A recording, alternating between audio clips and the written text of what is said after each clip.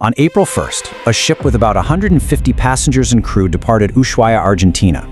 Everything seemed perfectly fine for a few days, but then, a 70-year-old Dutch passenger developed a fever, mild diarrhea, and really severe breathing issues. Suddenly, on April 11th, he passed away right there on the ship. This is my sad duty to inform you that one of our passengers sadly passed away last night. His wife eventually left the vessel with his body when it docked at St. Helena.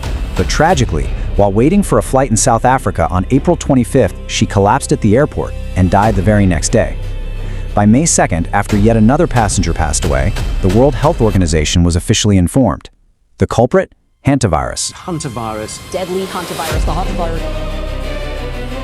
The data reveals exactly how a virus like this manages to get onto a luxury cruise in the first place. You see, just days before boarding, that same Dutch couple went on a birdwatching tour in Ushuaia and ended up visiting a landfill that was heavily infested with rats. They unknowingly brought the virus right onto that enclosed ship. By the time the ship finally found a port willing to let them dock in Tenerife on May 10th, there were 10 confirmed cases, 3 tragic fatalities, and multiple patients hospitalized in intensive care units globally. The story of this virus definitely wasn't born on a cruise ship. It actually goes all the way back to some very baffled military doctors in the 1950s.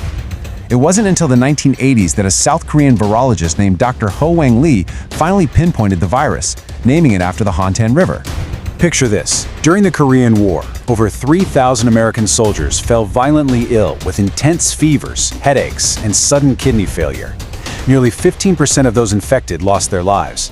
Fast forward to 1993, when a very different kind of outbreak struck the Navajo Nation in the US.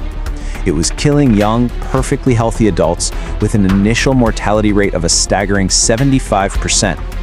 Up until 1996, the global scientific consensus firmly believed that you could only catch hantavirus directly from an infected rodent or its droppings. But an outbreak in southern Argentina completely shattered that assumption. Scientists discovered the Andes strain, which, astonishingly, holds the unique and dangerous ability to spread directly from human to human. But here is the thing.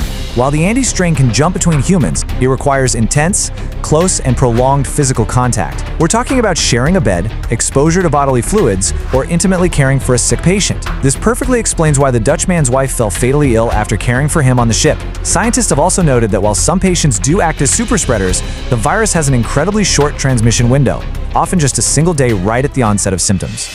I want to leave you with this final thought to consider. As we learned from the Navajo Nation outbreak back in 1993, explosive rodent populations and the viral outbreaks that follow are intimately tied to our environment. With severe climate shifts and major El Niño events becoming much more frequent, these ecological triggers are going to just continue firing. Understanding these natural biological mechanisms is no longer just a job for scientists, it's absolutely vital knowledge for all of us. Stay curious, stay informed, and most importantly, stay safe.